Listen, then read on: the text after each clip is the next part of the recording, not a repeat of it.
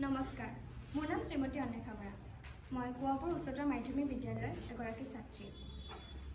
আজি আমাক বিকশিত ভাৰত বিদ্যাৰ্থনৰ অধীনত দিয়া বিষয়বস্তুৰ পৰা আমি বাছি লোৱা বিষয়বস্তুটো হৈছে ভোকাল ফৰ লোকেল। ইয়াৰ অধীনত আমি নিজে ঘৰতে বনোৱা নিম চাবোনৰ প্ৰকল্পটো আপোনালোকৰ আগত উপস্থাপন কৰিবলৈ লৈছোঁ। এই প্ৰকল্পটোৰ নাম হৈছে নিম চাবোনৰ প্ৰস্তুতিকৰণ।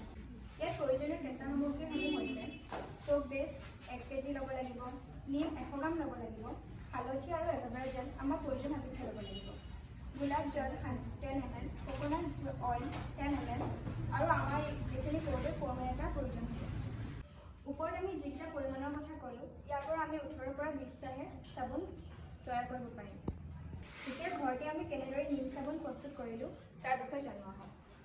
এতিয়া আমি যিকোনো এখন পাত্ৰত সোপ বেছখিনি উতলাই লৈ তাত আমি হালধি, aloe vera, coconut oil, rose water আদি ঢালিব লাগিব।